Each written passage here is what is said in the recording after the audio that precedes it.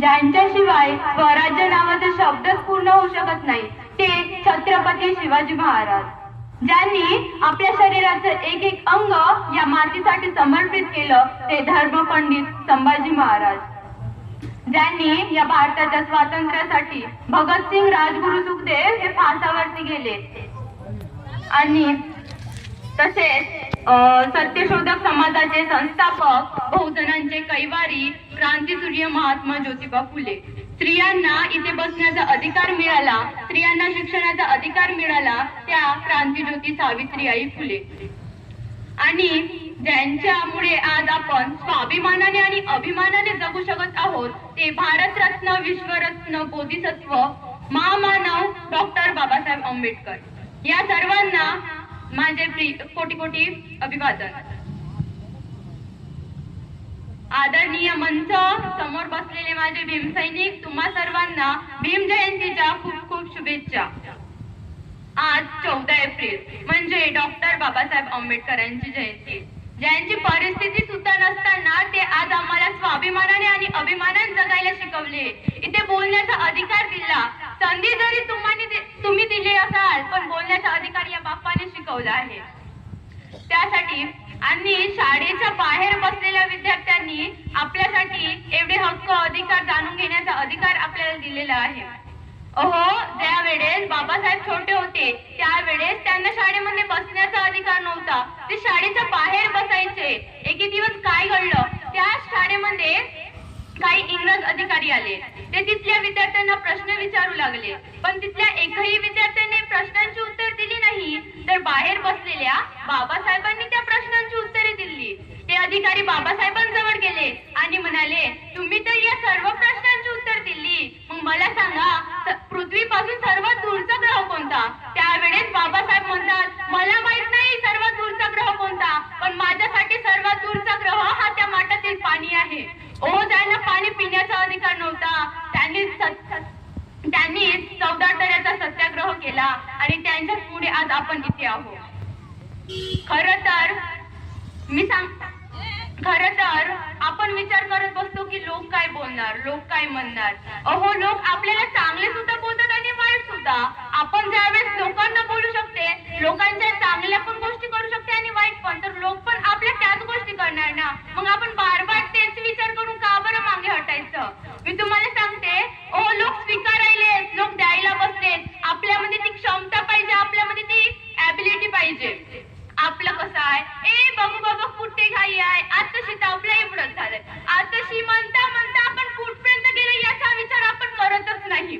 आपण काय केलंय, आयुष्याचे 4 टप्पे केले, 25 25 25 25.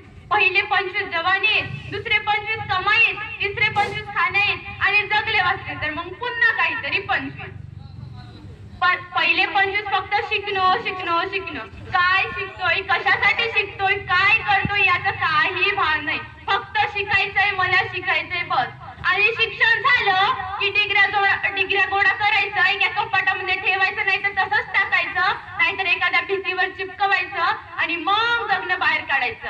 आता मस्त जगायचं गड्या, आता मस्त आनंद घ्यायचा असं म्हणत जगायचं.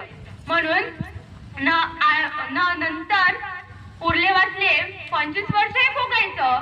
मग पहिलेच 25 वर्ष हे आपल्याला जगता जगता शिकता आले पाहिजेत आणि शिकता शिकता जगता आले पाहिजेत. ज्या दिवशी आपल्याला जगता जगता शिकता येईल त्या दिवशी आपलं आयुष्य हा सोन्यावर पिवळं झालेलं असेल, याचाही विचार करायला हवा. पण आपण जगता जगता शिकत असताना आणि आपलं उच्च शिक्षण प्राप्त करून आपण जर एखाद्या नोकरीच्या संदर्भामध्ये एखाद्या फसवणुकीचे बळी पडत असू तर आपल्या शिक्षणालाही काही व्हॅल्यू नाही. इथे विषय दिला आहे, उच्च शिक्षित तरुणांना रोजगार मिळाव्याच्या माध्यमातून फुलविल्या जात आहे. त्या विषयावर मी शब्द मांडणार आहे माझे, तरी तुम्ही ऐकावे. एक विद्यार्थी होता, त्याची परिस्थिती साधारण घटची होती. तो विद्यार्थी शिक्षणामध्ये खूप हुशार होता. त्याने उच्च शिक्षण प्राप्त केलं आणि उच्च शिक्षण प्राप्त केल्यानंतर नोकरीच्या याच्यामध्ये होतं. काही दिवसांनी त्याला असंच नोकरीच्या संदर्भामध्ये माहिती मिळवता एक जाहिरात मिळाली.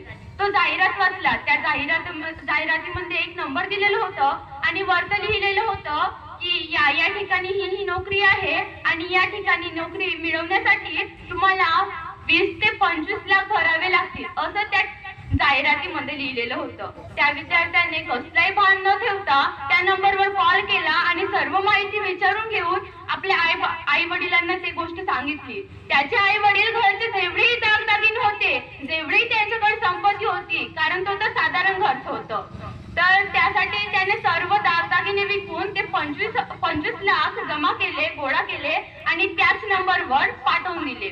विचार करा. आणि त्या नंबरवर जो व्यक्ती बोलत होता, तो व्यक्ती त्याला म्हणाला की हा दिवशी तू त्या ऑफिस मध्ये जाशील, त्या ऑफिस मध्ये जॉईन होशील. तिथे काही दिवसांनी तो विद्यार्थी गेला, पण त्याला बघायला काय मिळतं, ज्या ठिकाणी तो गेला तिथे कसलाही ऑफिस नव्हता, कसलाही कर्मचारी नव्हता. आणि त्यावेळेस त्याला भान झालं, अरे मी तर एखाद्या फसवणुकीचा बळी पडलेला आहो असं त्याला वाटू लागलं.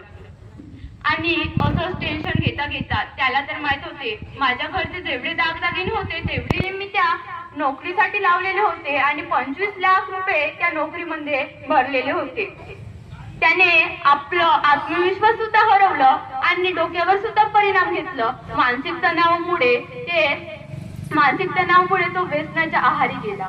अशी असते आपली खरी परिस्थिती. काही विद्यार्थी असतात ज्यांना नोकरी मिळत नाही आणि शिक्षण घेतलेलाही काही अर्थ न ठेवता ते व्यसनाच्या आहारी जातात. म्हणून तुम्हाला एवढंच सांगायचं आहे, आज मी गावामध्ये सुद्धा भाषण करून आली. तिथे व्यसनाबद्दल काही शब्द बोलायचं होतं मला, ते बोलता बोलताच व्यसन करून आलेलेच व्यक्ती तिथे धिंगाणा करायला लागले. मला तर प्रश्न पडाला, अरे मला याच विषयावर बोलायचं आहे आणि तेच तर त्याच विषयावर ते धिंगाणा करत आहेत. तेव्हा मी माझ्या डोळ्यात अक्षरशः पाणी पडाले. असं वाटलं आज ज्या बाप्पाची जयंती आहे त्याला एखाद्या पाण्याच्या घोटासाठी तळमळावा लागला. त्याच आंबेडकरी विचारधारेचे स्रोत घेऊन आज माणसे काय करून राहिली, दारू पिऊन मस्त मग्न होऊन म्हणतात की, मी सांगते मर्द पिक्चर मध्ये एक डायलॉग होता, मैं मर्द टांगे वाला दुश्मन क्या करेगा मुझे मेरा दोस्त ऊपर वाला. आणि आजचे युवक काय म्हणतात, मैं गुटखा खाने वाला मैं दारू पीने वाला, मैं गुटखा खाने वाला मैं दारू पीने वाला, कोई क्या करेगा मुझे कुछ सालों में मैं खुद ही मरने वाला असे आजचे युवक म्हणतात. तुम्हाला सांगते नशा ही आपल्यासाठी तर चांगली नसतेच, पण आपल्यासोबतच हे आपल्या आई वडिलांचं कष्ट सुद्धा उद्ध्वस्त करून ठेवते. कारण आपल्या आई वडिलांनी ज्या वेळेस सुखानं खावं त्याच वेळेस पूर्णपणे उद्ध्वस्त होऊन राहतात. आपल्याला आपल्या आई वडिलांच्या कष्टाची जर जाणीव असेल तर असल्या कसल्याही मोटिवेशनची गरज नसते असं मला वाटते. कारण आपण खूप मोटिवेशन ऐकतात, खूप जण भाषण देतात. आता मी जरी भाषण देत असेल, इथे काही विद्यार्थी बसलेले असतील, त्यांना वाटत असेल अरे नाही ही तर मुलगी खूप छान बोलत आहे, म्हणजे ही मुलगी आपल्याला प्रबोधन मिळावं असं बोलत आहे असं म्हणतात आणि दुसऱ्या दिवशी अभ्यासाला लागतात. पण तसं काही नाही. ज्या दिवशी आपल्या आतून आग लागेल ना त्या दिवशी आपल्याला कळेल अरे शिक्षणाचा खरा अर्थ काय आहे, शिक्षण घेतल्याने काय होऊ शकते आणि शिक्षण मिळवल्याने आपण काय करू शकतो हे समजते. कारण आपण जर अशिक्षित राहिलो ना तर आपल्यावर होणारे अन्याय अत्याचार असेच सहन करत राहू. पण आपण जर शिक्षित राहिलो ना आपल्यावर कोण अन्याय करत आहे, कोण अत्याचार करत आहे याचा भास आपल्याला राहणार आणि या मुद्द्यांवर आपण त्यांच्याशी बोलू शकणार. हे शिक्षणामध्ये खरी पॉवर आहे. आणि मला तुम्हाला सांगायचं होतं नागरी भावना. आमच्या मनामध्ये नागरी भावना कशी आहे सांगू का तुम्हाला. 15 ऑगस्ट आलं की स्टेटसला लावायचं तिरंगा आणि डीपीवर सुद्धा तिरंगाच ठेवायचा. आणि स्टेटसला तिरंगा लावल्यानंतर काही युवक तर असे करतात तिरंग्यामध्ये स्वतःच फोटो लावून देतात. पण तुम्हीच सांगा माझी आणि तुमची खरंच लायकी आहे का तिरंग्यामध्ये आपला फोटो ठेवायची आणि त्या भगव्यामध्ये आपला फोटो लावायची. ज्या दिवशी आपण ती लायकी करू ना त्या सीमेवर राहणाऱ्या सैनिकांना विचारावं लागेल की तुम्ही काय केलं. ते तेवढी कष्ट करतात, ते तेवढे उन्हातान्हामध्ये आपल्यासाठी आपले रक्षण करतात, म्हणून ते त्या तिरंग्यामध्ये निपटतात आणि भगव्यामध्ये राहतात. तर मला तुम्हाला एवढंच सांगायचं आहे की नागरी भावना हे फक्त आपल्या मनात एवढीच राहिली. 15 ऑगस्ट आलं की मग डीपीला स्टेटसला लावायचं सारे जहां से अच्छा हिंदुस्ता हमारा आणि दुसऱ्या दिवशी खरा खाऊन चुकत राहायचं. जिकडे बघितलं तिकडे स्वच्छताचं भान नाही, कशाचंच भान नाही, फक्त जिकडे पाहिलं तिकडे गंदगी करून ठेवायचं. हाच आपल्या मनात आहे. भीम जयंती आली, मैं भीमराज की बेटी मैं तो जय भीम वाली हूँ असे गाणे लावायचं झालं. पण भीम जयंती आली तर त्या डॉक्टर बाबासाहेब आंबेडकरांचे विचार काय होते, त्यांनी सांगितलेलं घोषवाक्य काय होतं हे आपल्या लक्षातच राहत नाही. आपण काय करतो आता, आजची पिढी, आपले आई वडील उन्हातान्हामध्ये कष्ट करतात, त्यांच्या जवळ तर छोटस मोबाईल असते. आता तुमचं नाही सांगत, पण मी माझ्या घरची परिस्थिती सांगते. माझ्या बाबाकडे बिलकुल एवढंच छोटस मोबाईल आहे, पण माझ्याकडे मोठा स्क्रीनशॉटचा मोबाईल आहे, ते पण 15,000चा. विचार करा, जेव्हा माझा बाबा तेवढं छोटं मोबाईल वापरते आणि मी एवढं मोठं मोबाईल वापरते. आता मी माझं नाही सांगत, पण काही विद्यार्थी आहेत जे इंस्टाग्राम युज करतात, फेसबुक युज करतात, व्हॉट्सअप युज करतात. ही चांगली गोष्ट आहे, हे चांगल्या पण याचं साधन आहे. पण काहीकडे बघायला मिळते की इंस्टाग्रामवर एखादा मुलगा फॉलो करतो, मग आपण सुद्धा त्याला फॉलो करायचं. फॉलो करून मग तो म्हणतो तू कोणत्या गावची, मग आपण पण म्हणायचं तू कोणत्या गावचं, तुझं नाव काय, तुझं गाव काय, हे सर्व ऍड्रेस विचारून त्याच्या नादामध्ये लागायचं आणि स्वतःचं आयुष्य उद्ध्वस्त करायचं. खरं तर आपल्याला आपल्या आई वडिलांच्या कष्टाची जाणीव असायला हवी, कारण माझ्यासोबत तसं काही घडलेलं आहे. मी सोबत तसं याच्यामध्ये जाण्यापासून वाचलेली आहे, कारण मला माझ्या बाबांनी सर्व काही समजून सांगलं. म्हणून सांगते, आता इथे विद्यार्थी तर कमी आहेत, पण पालकांनी आपल्या मुलांकडे लक्ष ठेवावी, ही सध्या काळाची गरज आहे. आणि त्या ताईने सांगितलं, शिक्षणात वैज्ञानिक दृष्टिकोन नसून छद्म विज्ञान शिकवल्या जात आहे. होय, त्या ताईने तर म्हटलं ताट वाजवत होते म्हणून, पण आम्ही एक प्रयोग अजून सुद्धा केला होता. आम्ही सर्व गावातील लाईट बंद करून कॅन्डल पण पेटवली होती. हा सुद्धा आम्ही प्रयोग केलेला होता. आणि बहुत म्हणजे इथं शाळा कॉलेजेस मध्ये शिकवल्या जात आहे असं आहे, पण मला वाटतं शाळा कॉलेजेस मध्ये असं सहजा शिकवल्या जात नाही आहे, तर एखाद्या कशाच्या तरी माध्यमातून आपल्याला ते आपल्या डोक्यामध्ये टाकण्याचा प्रयत्न होत आहे. आणि हा सर्व प्रयत्न त्या नेत्या लोकांचा आहे जे खुर्चीवर बसून आहेत, पण त्यांच्यावर अन्याय होत आहे, अत्याचार होत आहे. ज्या मुलींना किडनॅप करले जात आहे त्यांच्याकडे लक्ष न देता फक्त हा अशा अंधश्रद्धेकडे लक्ष देत आहे, आणि आपल्यामध्ये सुद्धा तीच भावना भरण्याचा प्रयत्न करताय.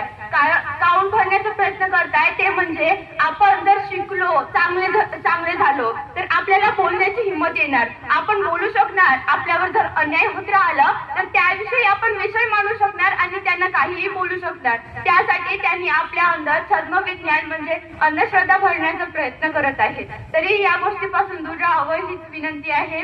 आणि इथल्या सर्व पालकांना एवढंच सांगणं आहे की आपल्या मुलांकडे लक्ष द्या, कारण आजची मुलं कशी आहेत, आई वडिलांच्या समोर बसून सुद्धा एखाद्या मुलीसोबत किंवा एखाद्या मुलासोबत चॅटिंग वगैरे करतात. आणि मी हे सहजच बोलत आहे, तुम्हाला वाटत असेल हे मुलगी असं काही हे करत नाही का, हे मुलगी वापरत नाही का, तर मी सुद्धा वापरते फेसबुक, व्हॉट्सअप, पण मी नाही बोलत तसं काही, मी सांगत आहे. आणि तुम्हाला एवढंच सांगायचं आहे की त्या पुरुषांनी रक्ताचं पाणी केलं, काळजाचं पाणी केलं, ते पण आपल्या सर्वांसाठी. भगतसिंग राजगुरू सुखदेव हे फासावर गेले फक्त आपण स्वातंत्र्य होण्यासाठी. त्यांची तर अर्धी सुद्धा जवानी झालेली नव्हती तरी ते फासावर गेले, याचंही भान आपण राहू द्यायला हवं. बाबासाहेबांनी आपले 4 मुलं या समाजासाठी त्यागले, या भारतासाठी त्यागले, त्याचंही भान आपण ठेवायला हवं. आणि संभाजी महाराजांना काय कमी नव्हतं. छत्रपती शिवाजी महाराजांनी त्यांना असं तर नाही शिकवलं की तुम्हाला काहीच कमी नाही आहे, तुम्ही कोणतंच युद्ध नका करू, कोणतंच काही नका करू, असं न शिकवता त्यांना सांगितलं की अन्यायाविरुद्ध आपण कसं लढायचं हे त्यांना शिकवलं. आणि त्यांनी जेव्हा आपल्या धर्मावर संकट आलं, जेव्हा आपल्या महाराष्ट्रावर संकट आलं, तेव्हा स्वतःच्या अंगाचे स्वतःच्या शरीराचं एक अंग या मातीसाठी त्यागलं, याचंही आपण भान ठेवायला हवं. आणि हे सर्व गोष्टी आपल्याला आज खरंच तंत्रज्ञानाच्या माध्यमातून बघायला मिळतात. जसं की टीव्हीवर छावा पिक्चर आहे, तिथे आपल्याला बघायलाच मिळते की तिथे संभाजी महाराजांची अवस्था काय होती. हे सर्व बघून जर आपण एखाद्या व्यसनाच्या आहारी जात असू, एखाद्या व्यसन म्हणजे फक्त दारू पिणे, नशा करणे हेच नसते, तर मोबाईल सुद्धा हा एक व्यसनच आहे. तर याच्या आहारी जात असू तर आपल्याला काय, आपल्या जगण्याचा काय अर्थ आहे. हा थोर पुरुषांनी आपल्यासाठी जेवढं काही केलं तेवढंही खूप मोठं होतं, तरी आपण याचं भान ठेवायला हवं. आणि इथेच मी थांबते. धन्यवाद. जोराने बोला, जय जय जय जय जय भीम. बिलकुल जोराने आवाज बोला, हळू बोलत आहे. जय जय जय जय जय भीम.